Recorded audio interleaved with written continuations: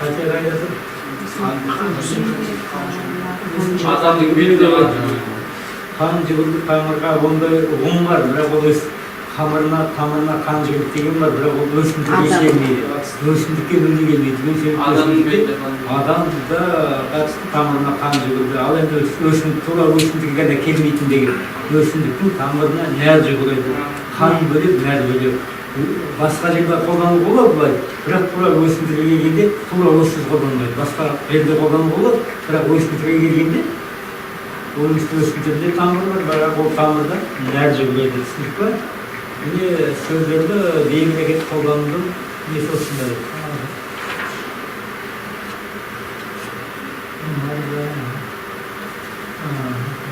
Мынау айқында шыққан тақырып. Кәдімгі тақырып. Бұл мақаланың тақырыбы.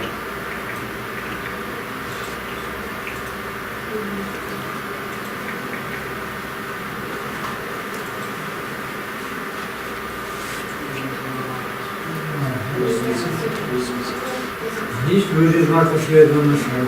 Арқа сүйеу қатысы болса, біреуге ғана қатысты болады. Әрине сенеміз, өзімізге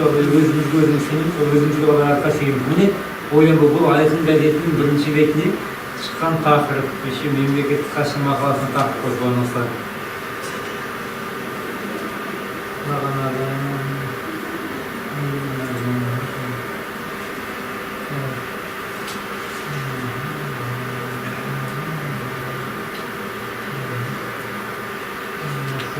Оны бұрмалауға болмай, бұрмаласа бізде басқа мағына шығады.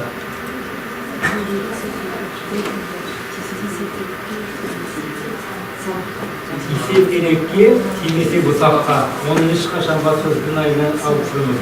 Тисе ағашқа, тимесе бұтаққа деуге болмайды. Тисе терекке, тимесе баққа деуге болмайды. Тек қана тисе терекке, тимесе бұтаққа. Сұрақты сөзге ешқашан бұрмаланбайды.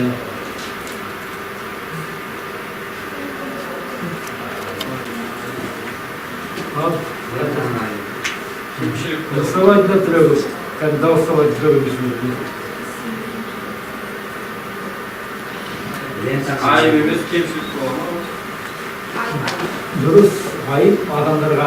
Бұл лентаның айыбы болмайды. Бұл лентаны жасағандардың айыбы болса, айып жанды адамға ғана айып тағылады. Сен кім лента қалай айып тағасың? Айыптау адамдан айыпталады. Лентаның айыбы қалай айып болады? Түсіндір ме?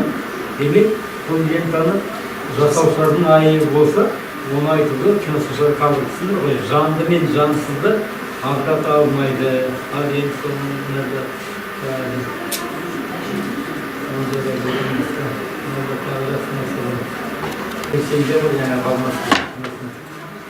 өте жасыдым, бірақ бірдеңке жетпейді логикалық жағынан.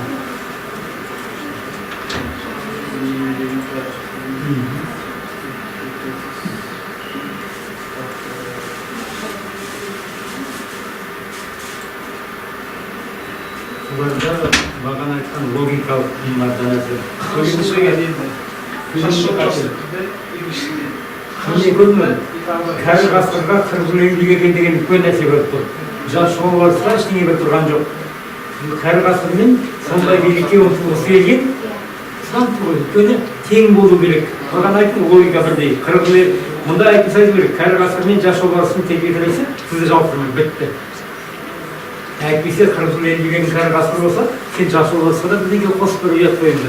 Сондай деген түсіндіру ме? Міне логикалық деген осындай. Бағана әйелдер мен еркектерге де сандырда келіп, міне осындай нәрсе жазғанда осыны ескеріп отыру. Сенің баяғы біздің ауылда қыздар рахат қой, үй суға келіп тұр. Біздің ауылда инағашпен су таситын. Сонда инағаштарға кішірек бір дей болғанда, анау теңселмейді. Бір жағы басып кетсе, сен суға келмейсің. Сол сияқты кәрі ғасыр мен жас шоғылар сезіп пе? Онда екеуі болады. Кәрі ғасырға 40 жыл еңбек етсе, демек онда сондай билікке ұмтылғысы келгенде бірдеңке қылатын жас шоғылар түсіндір ғой. Логикалық жағынан тепе-теңдік болу керек. Бұл әр сөйлемде осыған назар аударыңыз. Сонда әдемі болады. Осының ішінде ал осының қатесі тауып көрмей. көне ғой, көне қалалар. Осы жерде орындар алмасып үшін Сығанақ ауылы секілді тарихи шаһарлардың жаңғыртылған кадрлар экрандар. Экрандағы жаңғыртылған. Сол жерде Олар ана қалалар ешқашан жаңғыртып тұрған жоқ қалада. Біз оны киноға түсіру үшін ғана жаңғырттық. Демек Сығанақ Алмалы секілді тарихи шаһарлардың экрандағы жаңғыртылған кадрлар вагон құрастыру. Как біз қалар жаңғыртылған сияқты отырмыздар. Айтайық дегеніміз экранда сол қаларды жаңғыртып көрсетеді. Ана вагон, ана рагелет, сонда барлығы өз орнына тұра қалады. Сөзі бізе үнемі журналистер жауапшыда адасу. Редакциялау деген осы оп-оңай. Кез келген сөйлеуің жазда өзім оқы. Өзім оқысам, орындарда тұрмағаны бірден байқалады. Әңгіме асығыс емес, мән беріп қарау керек.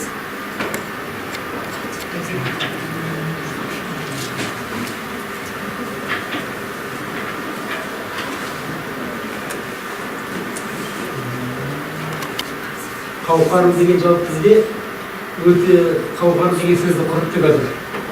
Қауқар бұл адамның күші. Өнім бізде экономиканың қауқары, өнімді қауқары, тағы мемлекеттік қауқары деуге көш олай емес. Қауқар ешқашан өнім болмайды. Өнімге басқа деген, одан басқа тағы бірден кетеміз. Енді соны табылды.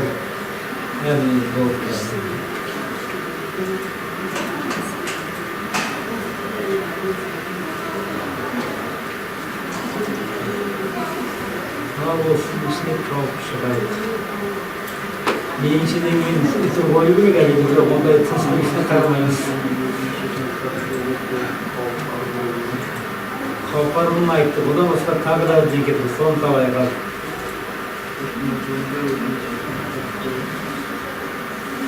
Kalkarımın sevmesi dedik. Birinciden yeni ısı boyu da dedik. Odan başka tağlar bağlanlar bir şeyleri kaçtan nasıl yapar? Енді жақта басымыз. Миссия адамға, делегацияға ғана кино туындыда миссия болмайды. Миссия деген мақсат деген сөз. Делегацияның миссиясы, жаңағы топтың миссиясы, Бәленбай деген жазушыға жүктелген тарихи миссия, Назарбаевқа жүктелген тарихи миссия, Тоқаевқа жүктелген тарихи миссия түсіндір ғой. Бұл кәдімгі мақсат деген сөз өрді ғой. Алдына қойған мақсат міндет. Кино туындыда ешқандай миссия жүктелмейді. Нейінше бұл кино туындыны түсірушілер онда миссиясын айтса, кино туындыға несі, онда ешқандай бұл демек бұл жөндеуге келмейді сөйлем. Онда қауқар өніміз мұны нейінше бұл кино туындыны түсіргенде өз миссиясын атқарған болған ма, сондай дегенге олай демек айттым ғой, мына миссия барлығында құртып тұр. Бұлай болмауы керек. Адамға айтылатын нәрсе ешқашан затқа айтылмайды.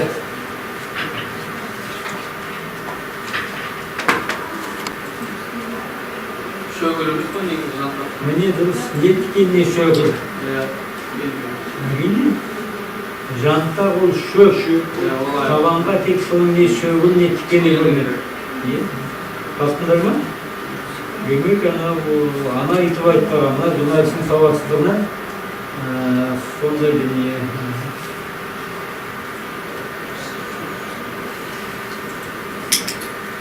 Осы мақалда тағы да тұрмын.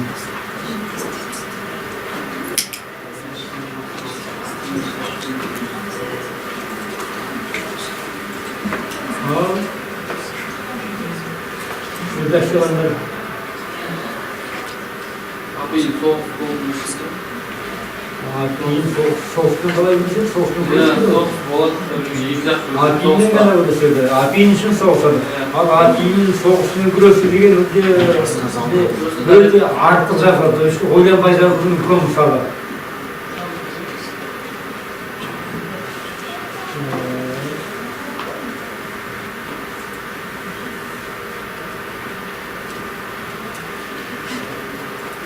Ал осындағы мақала. Buna da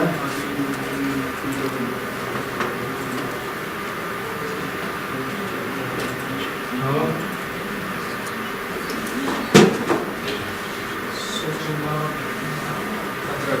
Kontrabanda Kontrabanda емес. Kontrabanda емес. Şimdi adamlar otarda, öyle bakın abi, dert yaptığın ne olan. Kontrabandılar жазылır mısın? Kontrabandı tamar әкелген. Sen kontrabandı енгізген, kontrabandı тасыған, әкелген адамдарды қатарында болсын. Kontrabanды қалай жаза сөзі тағы да тек адамдарына қолданады. Істеген сен затты жаза алмайсың. Затты өлтіруі мүмкін, қиратуы мүмкін, істеуі мүмкін, бірақ оны жазбау мүмкін емес. Жазбау мүмкін емес. Ал түсіндір ғой тағы. Hakikaten kez келген сөздерін қайталауға болады. Осы мақалды тағы да бар.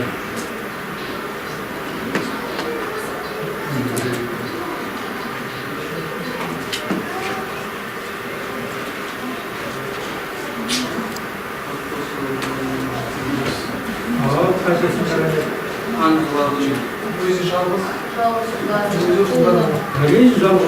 Жалғыз қалай көпше болады. Жалғыз ұлынан айырылып. Көп болса, онда жалғыз деген сөз болмайды. Жалғыз дегеннен кейін ол көпше ұлдарынан айырылып. Көп те ғой.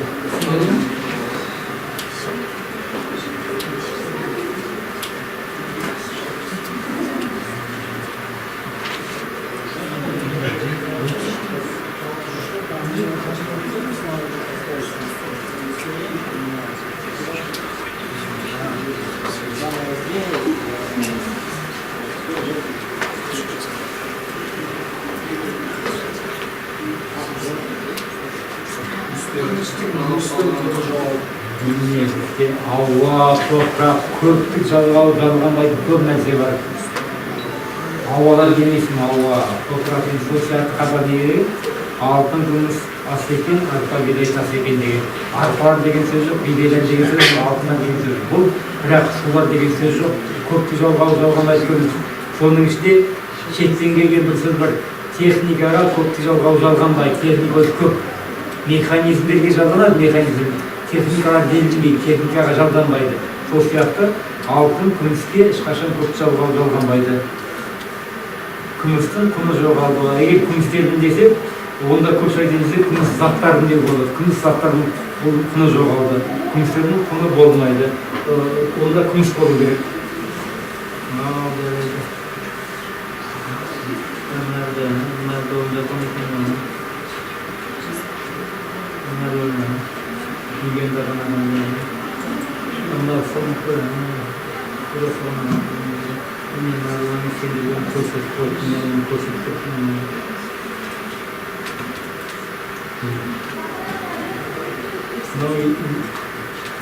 Ne istedim olsun.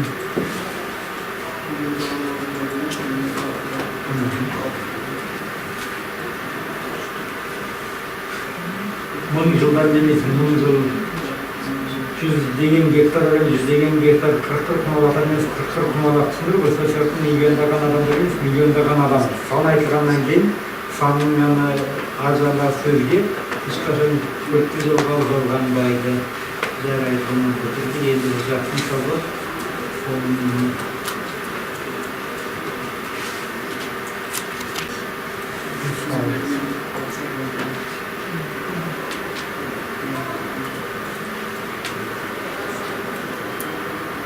Осында қайтен тастаңдар, оның бәрін табатын басылар. Қайтенен басталды.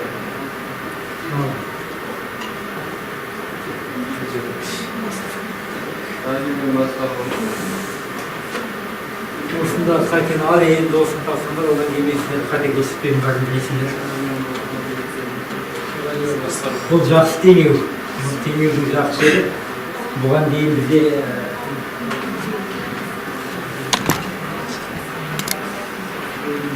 ең алдымен жақсылығын айтайық, содан кейін кемшілігін тауып көремейтін.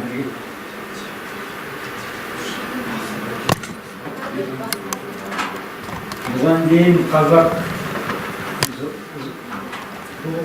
бұған қатысты емес. Бірде тура осындай нәрсе поэзияда бір әріп келіскен, кімде Ғафу Қайырбекте өлең болған. Уақыт зымғайсың ашылмаған парашютте деген. Бұрын бізде жылдамдық олай естілетін. Шапқан аттай, соққан желдей, таудан аққан судай теңсізге тегісіз дедім. Сол сияқты ана ғафтың өлеңінде алғаш рет уақыттың қайсың ашылмаған парашютті жоғарыдан төмен қарай түсіндірді ме? Ең алғаш рет бұрын жылдамдықты былай бұрын жылдамдықты деп көрмеген болатын. Оны тигізбады. Сол сияқты мынау жақсы демеу. Кәдімгідей көрдіңіз ішімізде шынашының ішінде радиода бәрін басқарады. Ол айдар бөле Марстар бөле Америкада марсоходты радионы басқарып отыр ғой. Қытайна айдың арбетіндегі арбаны ұлнақодын нені басқарады? Радионы басқарып отыр. Сол сияқты кейбір кейінде баланың ойыншығы бүйтіп күлпе жүгіретін ойыншығы бір радио басқарады. Сондықтан өте жақсы демеу. Бірақ бір критиканы бар, дұрыс емес жері бар, табын бар. Негізі өте жақсы. Мынаны айтуға кезіндегі ғафудың өлеңі сияқты. Мұнда негізі өте жақсы. Бірақ бір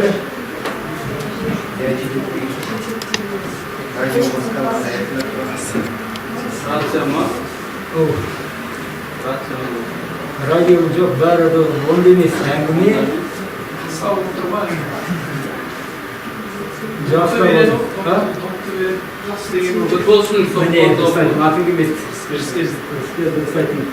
Затпен құбылыс шарасырамыз. Пас құбылыс. Пасқа берген добы пас ешқашан жетпейді. Доп жетеді. Доп зат пас құбылыс. Бізде екеу қадесі болады. Бізде жаппай жұмыс жасайды деген, жұмыс істейтін жұмыс жасайды деген, жұмыс ешқашан жасамайды. Жұмыс істеледі. Стол жасалады, аяқ киім жасалады, тағам жасалады, зат жасалады да, құбылыстар істеледі. Бізде екінің бірі сөйлегенде жұмыс жасайды деп сөйтіп жатады, ондай дұрыс емес. Жұмыс істеледі, зат жасалады. Сол сияқтыларда пас ешқашан дәл жетпейді, доп дәл жетеді. Себебі пас деген істесе құбылыс айтып. Ал дәл жететін нәрсе құбылыс емес, зат түсіндірді ме? Осыны айыра білу керек. Осыны айыра білсеңдер, бұдан кейін басқа ештеңе білмей сендер бәрін білетін отырасыңдар. Құбылыс бөлек, зат бөлек. Құбылыстың теңеуі затқа айтылмайды, заттың теңеуі құбылысқа айтылмайды. Жоқ, мына жерде толық қалай болу керек? Қалай қолдану керек? Пасқа берген добы, осының пасқа берген добы, пас алды қарайды. Пас деген бабаған пойыз айтып, мынада маңызды вагон жетпейді, ана вагон туосын пасқа берген добы радионы басқарғандай дәл жетеді. Түсіндірме? Сонда мұның бәрін мән беріп оқу керек. Мән беріп оқысаңдар барлығы көріп тұрады. Тағын айтқан негізі болдым ала. Сұрақ қойдым. Қазір мен неге тақсырдағы түсіндірем. Қазірге сұрақ қойдым.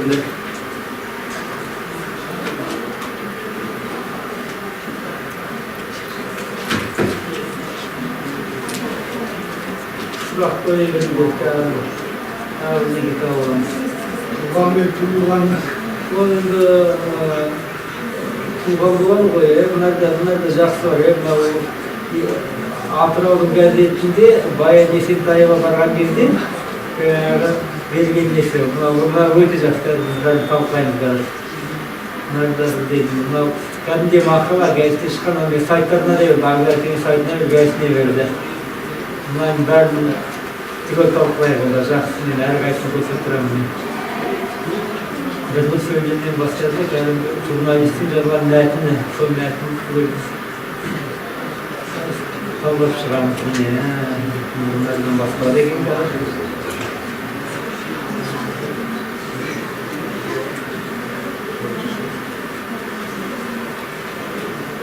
Осылардан бүгін әр сөйлемдерді жеке-жеке талайын өтеміз.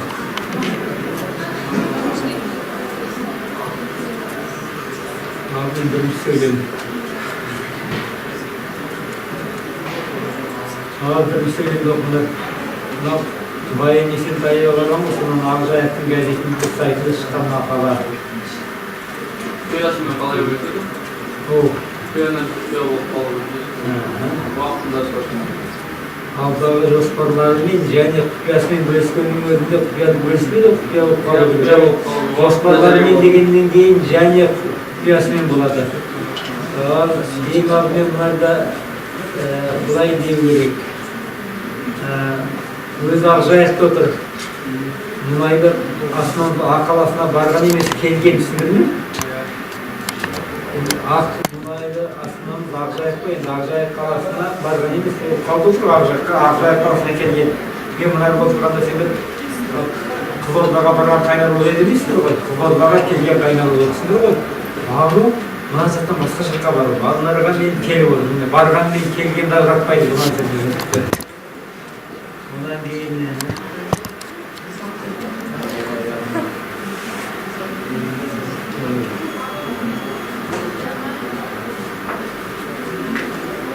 mına söyleyeyim çıkmasa, mına söyleyeyim ailemde kaldığım da son söylüyorum.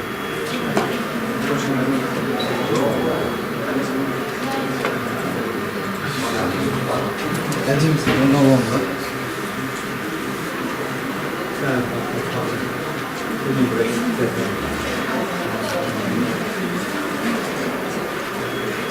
Abi.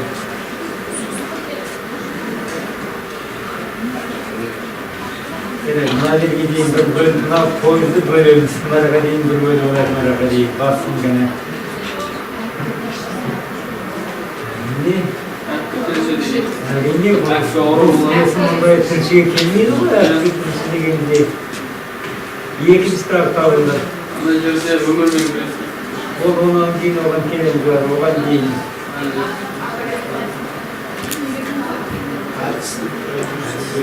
Yine kolay bular, emosiyaga берген әлсіздігін емес, әртістің эмоцияға берілгендегі әлсіздігін түсіндірме? Тағы да әртістің әлсіздігі емес, төрт жақсы, төрт сөздейміз, әртістің әлсіздігі емес, эмоцияға берілгендегі әртістің эмоцияға берілгендегі әлсіздігін түсіндір ғой. Сонан кейін, енді қайтадан біріктіріп оқыңдар. Бұнарда не оқын? Бізде бір адам, екі адам оқып кеткен. Эмоцияға берген әртістің байламаны әкіп кетсе, продюсер осына соға сонда бір әртіс болса, бір продюсер бар сияқты. Айтайын деген бір адам Баян Есентаева, бір адам. Әртістер бір продюсер, анары оқып тұр әне. Эмоцияға берген әртістің байламаны әкіп кетсе, продюсер осына соға сонда әртістің продюсер, қасында продюсер отырған сияқты. Түсіндір ме? Тағы да жөндеу керек, солай. Ал енді Мынар ара келді ана бала айтты.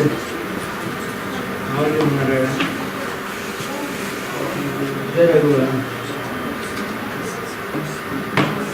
Осындай келместен кейін әрине өмірмен ешкім күреспейді, өмірді сүреді. Өмірдегі қиындықтармен ғана күреседі. Өмірмен сен өз өмірмен сен күресе алмайсың. Сен күресесің өзіңнің өміріңдегі қиындықтармен, ауырлықтармен, өмірінде келісім кедергілермен күресесің. Өмірмен күреселмесің, өміріңді тек сүресің.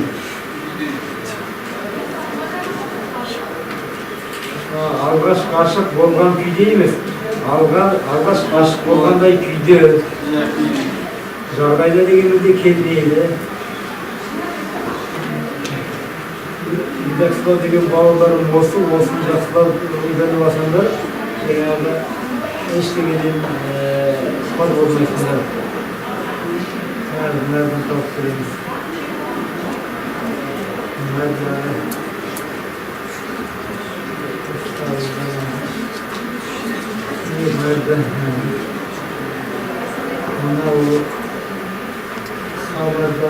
Хабарда өтіп, хабардың ішінде жаңатарда болған. Бұнан қалдаймыз.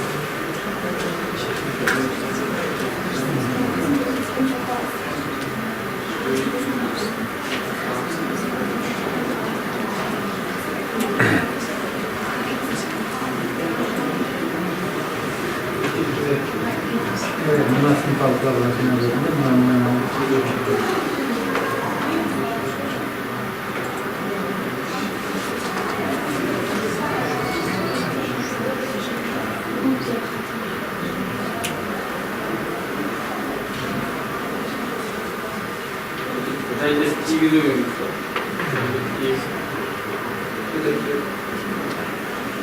Eң үлкен қатерлі бағананың тауына сондай сәттерін жөндейміз.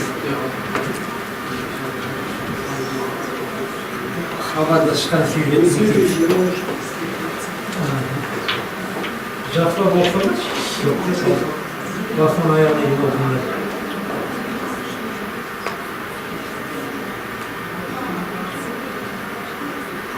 Бақсынасы деген жанды нәрсеге айтылатын сияқты. Міне дұрыс, әуе шарлары бақсына салмайды. Шарлар қалай бақсына салды? Бақсынасын адамдарға қатысты айтылады. Демек,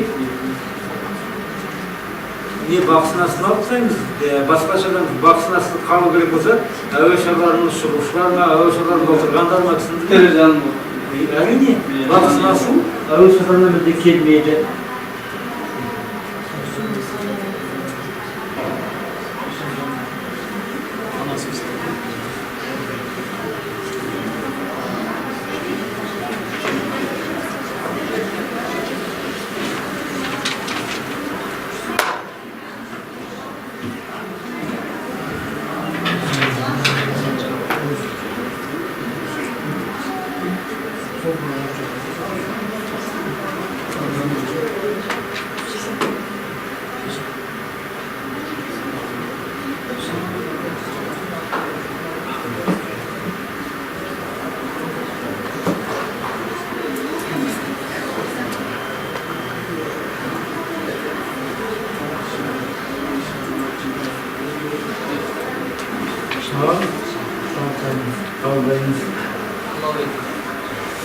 Adam tanımalı olur.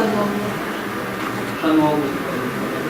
Жарайды, енді былай танымал адамға тағы бір деген орындар шараның чемпионат бір нәрсе не шара өзі чемпионат істеп отырған шаралар сол чемпионат қой. Демек жалпы чемпионат әуе шараларын танымал етуге әйтпесе бұл чемпионат әуе шараларын түсіндір ғой. Не шара болады, не чемпионат болады. Екеуі бір мағына біреу ғана қалу, екеуі бір нәрсе ғой. Не шара, не екі мағына біреу ғана қалу. Мағынасы екеуі бірдей тұр да, біреу артық. Мұнайды көрсетіп көрген.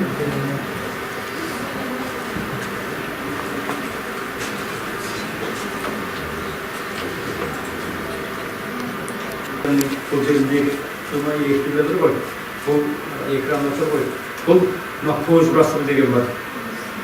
Алматыдан Қызылордаға қарай жүк пойызын жібердік дейік. Жүк пойызында бірнеше цистернаға жаңағы көмір тиелген, бірнеше цистернаға техника тиелген, бірнеше цистернаға ойнаңдар тағы бірнеке тиелген. Демек, мынанша вагон суға дейін барады, артып алып қалуымыз керек. Мынанша вагон бізде шудан кейін отарға арысқа дейін келеді, ағытып алып қалу керек. Мынанша вагон Қызылордаға дейін келеді, ағытып алып керек. Міне, сөз тіркестері деген болады, бұл вагон сияқты. Бірнеше сөз тіркестерінен барып, жаңа біздің пойызымыз шығады. Біздегі көп журналистер осын түсінбейді. Сөйлем жазу деген сөз, пойызды құрастыру деген сөз. Бірнеше вагондар, тіркеп тұратын вагондар бір-біріне араластыру. Мынау біздің үлкен телевидениедегі неткен. Енді қараңдар. Мұнай экспорттары 4-ші өлкеде Сауд Арабия, Иран қысымнан соң айып, тіптен айып болды. Ең алдымен мұнда қате тұр. Айып тұлды деген болмайды. Қазақ сөзі айып оңынан тұлды дейді. Айып тұлды деген сөз астында айдың жаңа туған кезде ғана айтты, айып тұлды деп. Ал мұнарда айтайын деген тіптен айып оңынан тұлды. Демек, қазақтың тұрақты сөз тіркесін дұрыс қолданбай бұзып тұрған. Басқа мағына деп тұр. Айы оңынан тұлды. Ал енді әңгіме қайда? Әңгіме мына пойыз дұрыс құрастырылмаған. Бірінші не болу керек?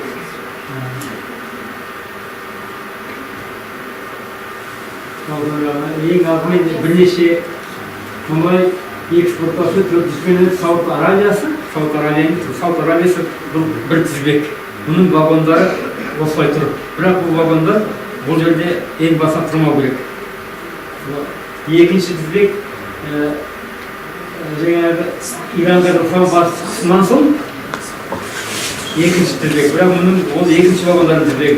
Бірақ мұнда да ең дұрысы батыстың Иранға жасаған қысымнан соң қазақшасы. Иранға жасаған батыс қысымнан соң емес, батыстың Иранға жасаған қысымнан соң бұл бір кузов көріндер ғой.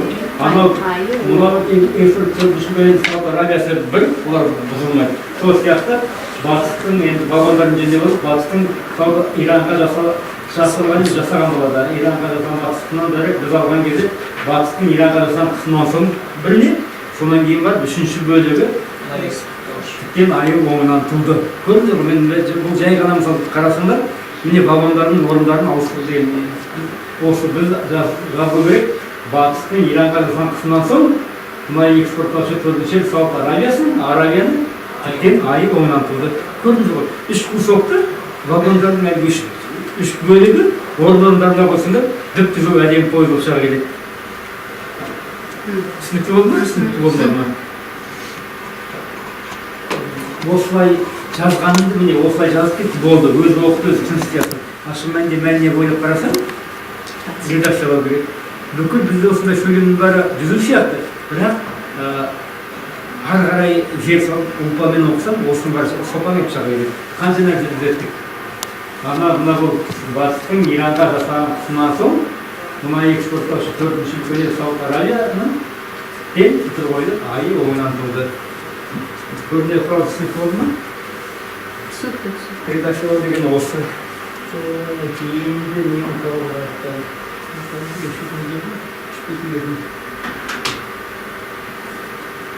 сен келесені сұрақ қойды, мен келесені сұрақ олайын. Сырттан айтып Рамазан бір-бірінен келген нәрсені сұраған, күнде келе береді. Бұны үлкен ғалым жазулар тіптен өзі қазақ тілінен кәдімгі өзі университет сабақ берген ғалым. Аты-жөнін айтпай қояйын.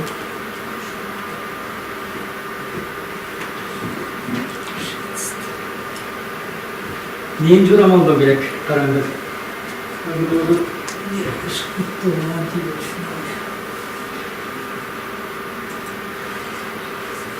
Нені жорамалдау керек. Ақан сер туралы қосқымыз жазған жорамалдаймыз ба, кенеттендердің қоса айтқан жорамалдаймыз ба, 2016 жылдың 30 сәуірінде болған жорамалдаймыз ба, ал кенеттен қоса айтқан жорамалдаймыз ба,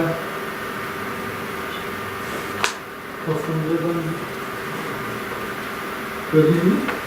Жорамалдау қалым жады ғой. Жорамалдау сөйлеген сөз. Рас қой. Жорамалда ештеңе жоқ қой. Екі өлген күні белгілі айтып тұр. 2060 сәуірінде деді тұр. Ақан сен туралы қосылымдық роман жазған екен. Сәкен Жүніс екен. Кенеттен жазып, немен қосайсың бәрін жазып тұр. Жорамалда айтып мұнда не бар ал? Кенеттен қосасыз ма? Ол. Кенеттен қосасыз ма? Оның бұйрық жорамалдауынша деген сөз артық болды. Керек емес бұл. Сонда ішіне жоқ. Кенеттен жазып немен қосайсың. Ал енді жорамал сөйлеп қойды, ал жорамалдап қойды. Нені жорамалдайсың? Міне, сонда не бойлау деген осы. Не артық екенін ойлансаң шыға келеді өзінен. Түсіндік па? Ары қарай редакциялауға мысал табамыз қазір.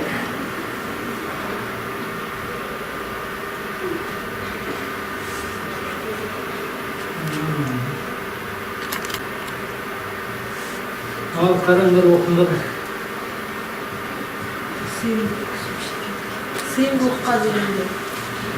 Ama yani dolar katide onu istiyor, katide емес, o da сыйымдылыққа сыйментігі азарлар ол береді. Yani басқа Қазақтың шеріден жалпы осы қазақтарда Жасалатын. қатесін алып табыңдар, әңгіме неде? Бұларда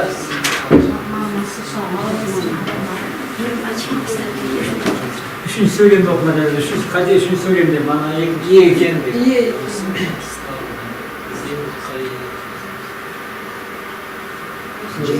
Заттар ие болмайды. Бұлардағы әңгіме жанды мен жансыз. Адам ғана бірдеңке ие болады. Айтайын деген торсықтығы қанша литр сұйық сиятындығы ие болады деген сөз. Заттар іштеген иеленді болмайды. Адам ғана иеленеді. Жансыз қалай иеленеді. Көрдіңіз ғой, журналист мән бермеген ие болады деген сөз. Тек адамға қатысы ғана қалғанда иесі кім, ол неге ие болды, нене иемденді, наградаға ие болды ма, бір атаққа ие болды ма, дүниеге ие болды ма, қалай болғанда да тек адам ғана ие болады. Жансыз нәрсе өз сияқты жансыз нәрсеге ешқашан ие болмайды. Жансыз нәрседе ештеңеге жансыз иелік ете алмайды. Міне мәтінде жазылған үлкен мысалы осында. Ол біздің қалам ұстаған бауырлар жанды мен жансызды айыра алмайды. Ары қарай түсіндікті жанды мен жансыз айыра біліңдер.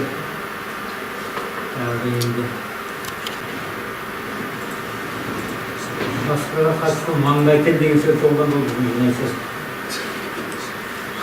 Маңдай тер тек қана адамға қатысты дүние. Ешқашан адамнан басқа ештеңеде маңдай термен болмайды. Одан кейін деген менсенде қарасында Сәкен Жүністің айтқан жазушының мысалы Сәкен Жүністің сол кісінің Ақан сері деген жақсы романы бар. Ақан сері басталып, кәдімгі Ақан серінің қасқыр оғаннан басталып. Сонда ашқан қасқырдың кәдімгі алтынмен құлағын тігітер екен. Міне әдебиетті оқыған адам біледі. Маңдай тер өз алдына, маңдай термен деген тек қана диқандарға мына күрішке жазуға болады, маңдай термен есіген күріш деуге болады.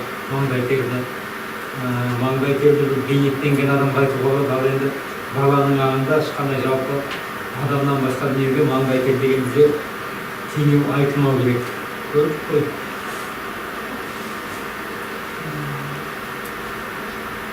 Осында елімізде қанша дейді 25-тен астам зиялы қауым жазылғанды.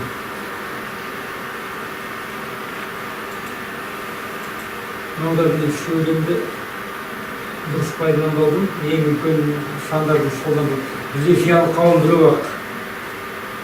Бізде 25-тен астам зиялы қауым жоқ. Зиялы қауым біреу. Бұларды айтайын дегені зиялы қауымның 25-тен астам өкілі. Дұрыс қой. Зиялы қауым мынаған қарасаң, бізде 25 мың зиялы қауым бар сияқты. Бізде зиялы қауым деген ұғым біреу бар. Оның ішінде зиялы қауымның 25 мыңнан астам өкілі. Оның ішінде Сәкені бар, Ильяс бар, тағыластары бар. Соншама өкіл жазбаған болу. Міне символды орнына қолданбаудың үлкен мысалы осындай. Сәл жазған кезде осындай ғана әндіру керек. Жүрдің бадым болдың кәріні қамтып аған ешпат, сөйлесін нарға айтып. Мұндай мысалдар өте көп. Қай жерде ақылден жақсы мысалдар өтінен айтпау олайын жоғарғанда ақылден түрі. Ақырық мұнда сапасыз алкоголь ішімдіктердің саны 140 мың сияқты болып тұрады. Сонда жыл сайын елде сапасыз алкоголь ішімдіктермен 40 мыңнан астам улану жағдайы тіркеледі. Көрдіңдер, ана вагон, бағанағы біздің 40 мыңнан астам деген вагон, ана сапасыз алкоголь ішімдіктермен кейін келу керек болады. Анарда алдына түсіп кеткендіктен, шынарда сапасыз алкоголь ішімдіктердің саны 40 мың сияқты болуға емес, улану жағдайы 40 мың. Көрдіңдер, бағана жыл сайын елде деген бір тізбек, 140 мыңнан астам сапасыз алкоголь ішімдіктер бір тізбек, улану жағдайы тіркелді бір тізбек. Ана бірінші тізбекпен, екінші тізбекпен, үшінші тізбектің орындары ауысып кеткен. 140 мыңнан астам деген нәрсе сапасыз алкоголь ішімдіктерден кейін келу керек. Ана бізде 4 тізбек екен ғой. Сонда өз орнына келеді. Түсіндік пе? Вагон құрастырғанды?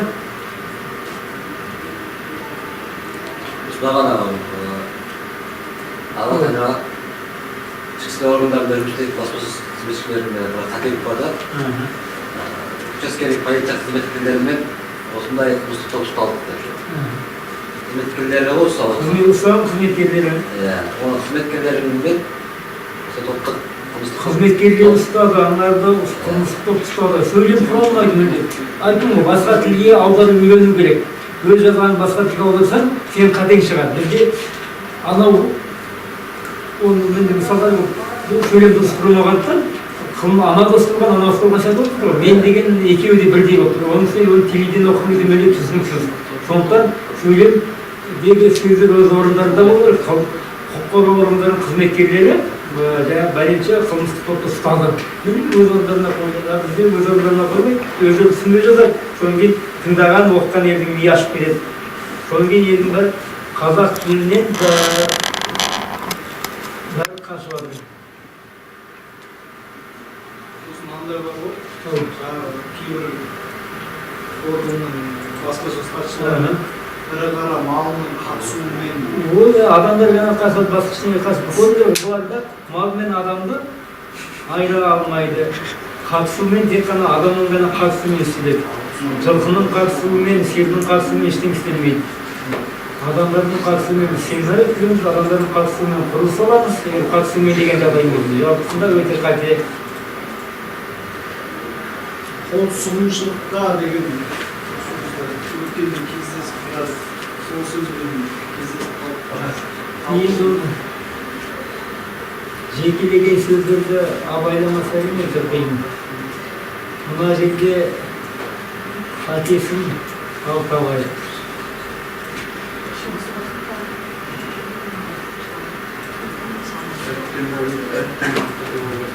Ал осында қандай қате тұр?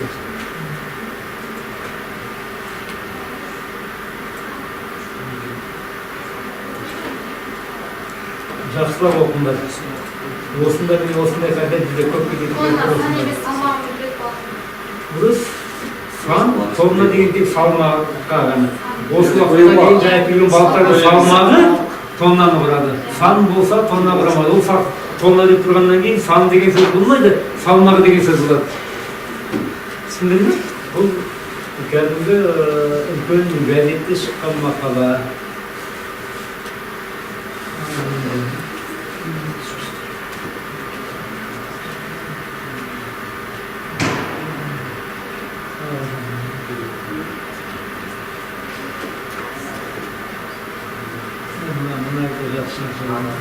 Өзімізде саннан кейін көкшетіп жалауы көп қолданамыз ше. Көптік жалғау дұрсын. Қолданбау керек. Нақты сан айтылғаннан кейін адамдар демейді, адам дейді. Нақты сан айтылғаннан кейін көптік жалғау қолданбайды. Бізде санды айтылды да санның артында көптік жалғандырмайды.